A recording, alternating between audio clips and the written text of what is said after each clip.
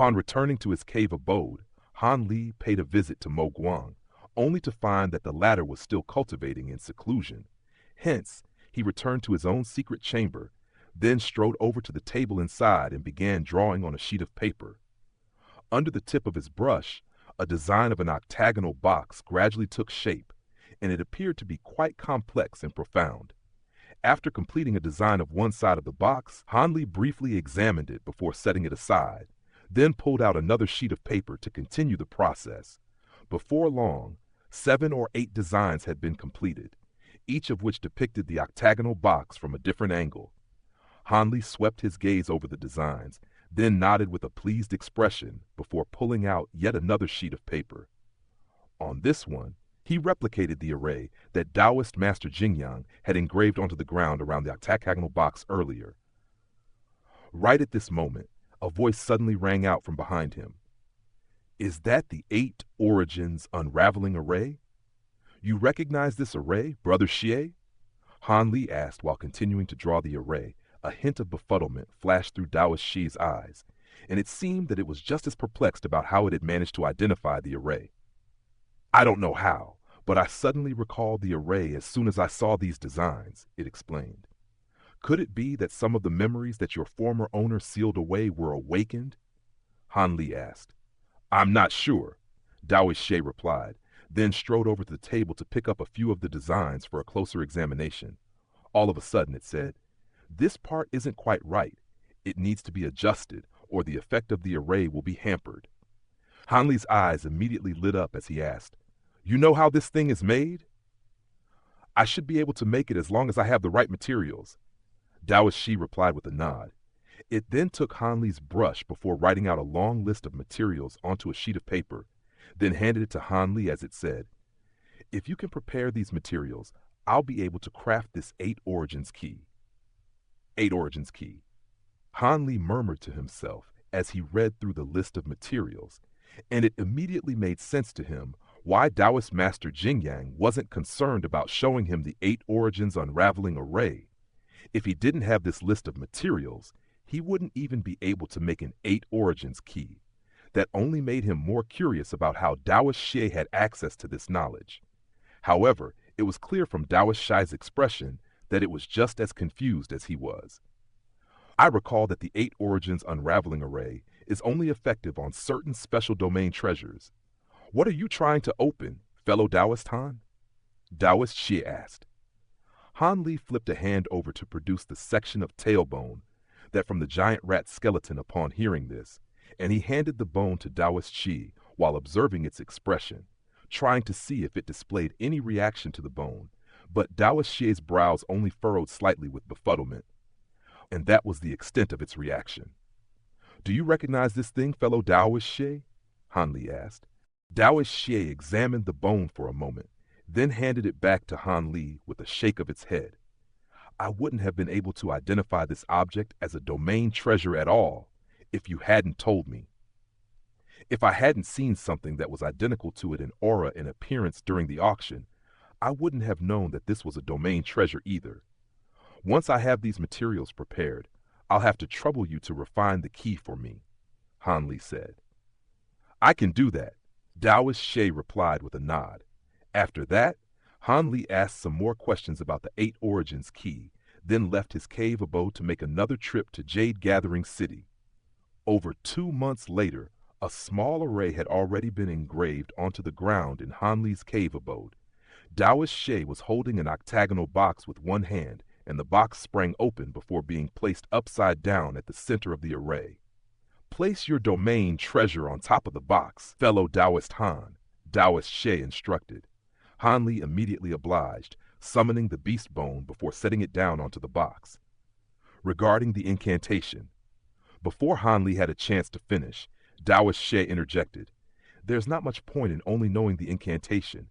It has to be used in conjunction with a specific method of channeling your immortal spiritual power. I'm assuming you know this method, right, Brother Xie?" Han Li asked with a smile. "Leave it to me," Taoist Xie replied with a nod, then began making a string of hand seals while silently chanting an incantation identical to the one used by Taoist Master Jingyang. After that, A beam of white light shot out of its fingertip and into the beast bone. A burst of green light flashed over the beast bone, followed by a burst of radiant silver light that flowed over the bone's surface like rippling water, while a flower design the size of a copper coin appeared at the end of the bone. Hanli's eyes lit up slightly upon seeing this. Just as he had predicted, this was indeed the flower branch refined by the third mountain master of the 100 Creations Mountain. The seal on this treasure has already been unraveled. All you need to do is refine it before you can open it, Taoist Xie said, as it returned the bone to Han Li. Thank you, Brother Xie, Han Li replied with a nod, then inspected the flower branch momentarily before sitting down with his legs crossed. After that, he joined his palms together with the bone held between them and began the refinement process. Around 4 hours later, Han Li's eyes abruptly sprang open, and he wiped the sweat from his forehead before rising to his feet. There was a hint of irrepressible elation in his eyes, and he took a glance at Taoist Xie before gently sweeping a hand over the flower branch. The bone instantly shuddered before turning transparent, while the radiant silver light that it was releasing formed a door of light that was around 10 feet tall. Why don't you come inside with me, Brother Xie? Han Li proposed with a smile, then stepped into the door of light. Taoist Xie was standing in front of the door of light, and it was just about to step inside as well when it suddenly stalled momentarily, then immediately returned to normal before vanishing into the door. After entering the door of light, Han Li appeared on a spacious meadow. He cast his gaze forward to discover a lush forest beyond the meadow, and there was faint smoke rising up from the forest, giving it a rather hazy and indistinct appearance. Instead of immediately entering the forest, Han Li flew in a circle around the space first. The sky in this space was only around 100,000 feet tall, and there was a spatial barrier beyond that altitude, preventing one from flying any higher. There were also spatial barriers surrounding the domain as well, creating invisible walls on all sides. Through his exploration, Han Li discovered that the internal space within the flower branch was far larger than that of the fish branch, but the abundance of the world's origin Qi was roughly on the same level in both domains. Following his brief inspection, he descended into the forest with Taoist Xie, and as soon as he entered the forest, he could immediately feel the presence of faint baleful Qi in the air. On the ground in front of him was a small white path paved to form all types of strange designs, and it was extending deep into the forest in a winding fashion, seemingly leading to the source of the baleful Qi. Han Li's brows furrowed slightly upon seeing this, and he crouched down to give the stone path a closer inspection, upon which he discovered that it wasn't paved with white stone slabs or jade or anything like that. Instead, it was paved with human and beast bones of different sizes. Given this gruesome hobby, it's no wonder that rat carcass possessed such immense baleful Qi, Han Li remarked. As Han Li made his way down the bone path, the baleful Qi in the forest began to diminish, and many different spirit plants appeared on either side of the path. Some of these spirit plants were familiar to Han Li, while unidentifiable, but all of them appeared to be quite advanced in age. Instead of immediately picking these spirit plants, Han Li continued down the path until he reached a purple bamboo forest that was only several thousand feet in size. The forest was teeming with spiritual Qi, and a 2-story pavilion could be seen inside. The area around the pavilion was completely devoid of baleful Qi, and it resembled an immortal abode. Han Li activated his bright sight spirit eyes to carefully examine the purple bamboo forest for a moment, and after making sure that there were no restrictions inside, he made his way into the forest. After walking a few hundred meters, Han Li spotted a fenced courtyard up ahead. Upon entering the courtyard, he noticed a small pond with purple smoke swirling inside it, and at the center of the pond was a series of purplish golden lotus flowers.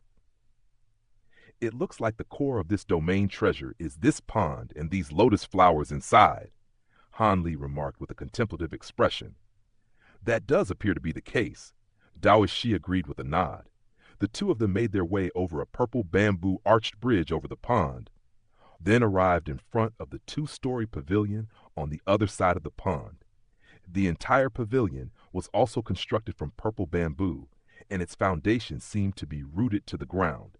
In fact, some roots could be seen burrowing into the ground from the underside of the pavilion, and it was clear from the layer of purple light around it that restrictions had been set up inside. This pavilion is quite remarkable. It draws upon the power of the lotus flowers in the bond, fusing as one with their roots. If we were to forcibly break this restriction, perhaps we'd be able to gain access to the pavilion. But in doing so, we'd surely damage the foundation of this domain, Han Li remarked after examining the pavilion briefly. That's not a problem. All we have to do is slightly modify the Nine True Spirits technique, and we'll be able to unravel these restrictions without harming the lotus flowers, Taoist Shi said. It sounds like you have it all figured out. Can I count on you again, Brother Xie? Han Li asked with a smile. Taoist Xie nodded silently in response, then began to work on unraveling the pavilion's restrictions.